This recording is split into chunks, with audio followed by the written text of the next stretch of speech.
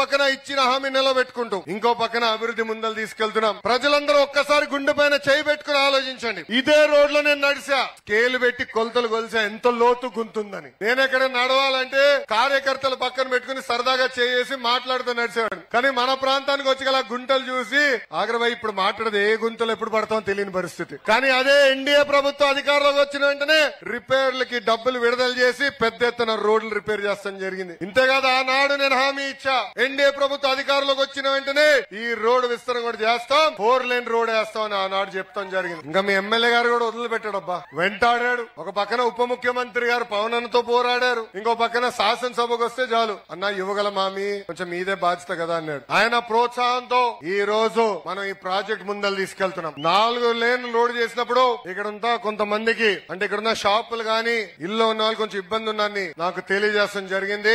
ఇక్కడ గౌరవ కలెక్టర్ గారు ఉన్నారు, ఇంకా కొల్లు రవీంద్ర గారు ఇన్ఛార్జ్ మంత్రి గారు ఉన్నారు. వాళ్ళందరికి చెప్పాను, బాధ్యులతో ఒకసారి కూర్చుని ఆమోదమైన పరిష్కారం ఎత్తుకోమని వాళ్ళు కోరటం జరిగింది. త్వరలో మీతో మీటింగ్ పెడతారు, ఆమోదమైన పరిష్కారం వచ్చిన తర్వాతనే పని ప్రారంభిస్తాం. కానీ మిమ్మల్ని అందరూ కోరుతున్నా, సహకరించండి. అభివృద్ధి కార్యక్రమాలు మళ్ళీ మళ్ళీ రావు, వచ్చినప్పుడు పుచ్చుకోవాలి. ఎందుకంటే మన ప్రాంతం అద్భుతంగా అభివృద్ధి చెందబోతుంది. ఎవ్వరు ఊహించిన విధంగా భారతదేశంలోని అతి పెద్ద స్టీల్ ప్లాంట్ మన ప్రాంతానికి వస్తుంది. ఎన్టీపీసీ గ్రీన్ ప్రాజెక్ట్ వస్తుంది, పెద్ద ఎత్తున బల్క్ డ్రగ్ పార్క్ కూడా వస్తుంది. అవన్నీ వస్తే ఇంక రోడ్లు సరిపోవబ్బా. అందుకే రోడ్లు అభివృద్ధి చేయాలా, అవసరం అయితే 2-3 దగ్గర ఫ్లైఓవర్ వేసుకోవాలా. అప్పుడే పెద్ద ఎత్తున నిరుద్యోగ యువకులకి ఉద్యోగాలు కల్పించవచ్చని ఇక్కడున్న ప్రజలందరూ తెలుపుకుంటున్నా.